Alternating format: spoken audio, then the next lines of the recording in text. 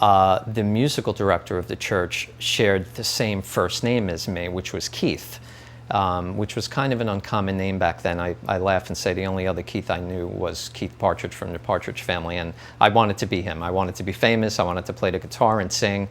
So this was really the perfect opportunity.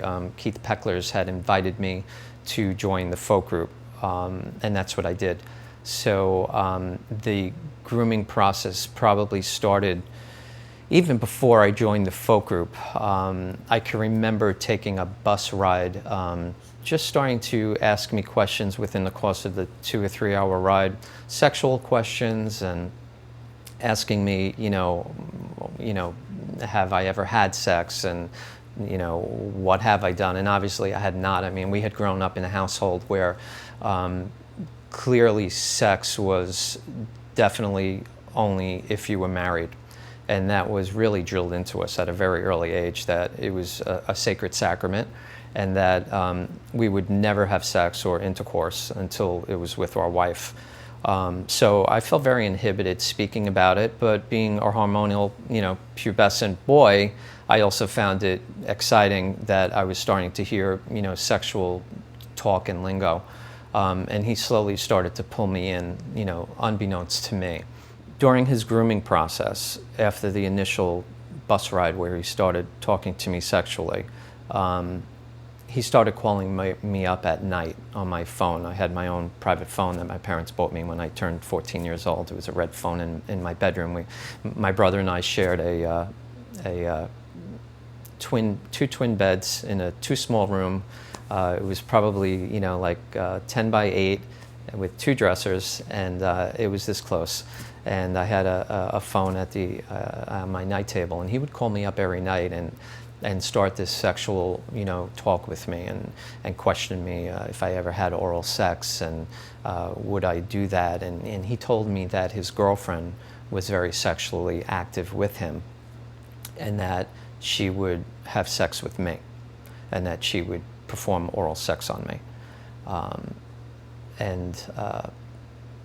I found that exciting, and I found it nerve-wracking, and it just brought up so many feelings and emotions that I never really felt with before, and it was the first time I was hearing anything like this. He kept that up for a period of months, talking about his girlfriend and his sexual exploits, and it kept getting deeper and deeper.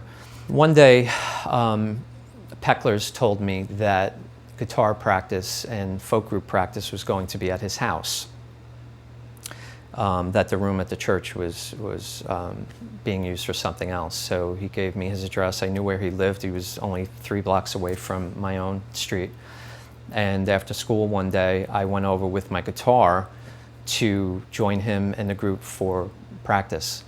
And I realized that it kind of was taking long for the rest of the group to show up. He had his organ set up between his living room and his dining room. It was a 2-family apartment that he lived in Greenville.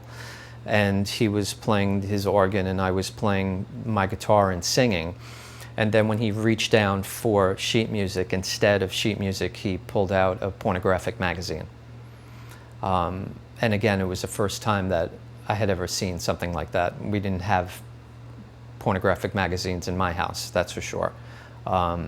And he started showing pictures to me, and I could feel my heart racing, and just really starting to stir up all kinds of emotions that I really was ill-equipped to deal with. And he then told me that that was my lucky day, that his girlfriend was coming over, and that she was going to have sex with me, and that I should go into his bedroom. And he instructed me to go into his room, and I did so. I mean, I did everything that he told me to do. He told me to take off my clothes in his room, and I did that. And then he came into the bedroom, again, a very small bedroom, and we sat on the edge of the bed, and he told me that she was going to be there any minute. And before I knew it, he had grabbed the back of my neck, and that's when the sexual abuse first started. And I can remember so stupid because I didn't even know what a blowjob was. And it clearly was not what I thought it was going to be, and clearly that I was forced to perform sex on him was not even in my thinking. It was just not something that I ever thought of. And the abuse went on with him that afternoon, probably for about 40 minutes, and I was in I would say a panic attack mode where I was hyperventilating and could hardly breathe and was crying. And he then told me that my brother was involved with the same thing, and told me other people, other guys that were involved with each other within our parish. And I knew who they were, and they were, pillars of the community and presidents of the, organizations. And I found it shocking and confusing. And I left that afternoon totally shaken and just unable to process all of the feelings that it had brought up in me. And then I continued with the folk group because I didn't know what to do. I mean, it was the first time in my life that I had friends, and it was my entire life. The church was the only thing that I knew. It was the only way to get out of my house, where there was constant fighting and bickering and drinking and crying between my parents. And we would laugh and call it Saturday nights at the fights, but it was pretty horrific.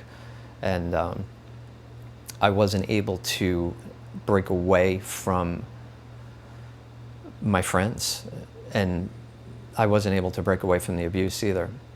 As horrific as it was, I also came to understand that it felt good, and I couldn't reconcile what those feelings were either. It was a very, very difficult time for me.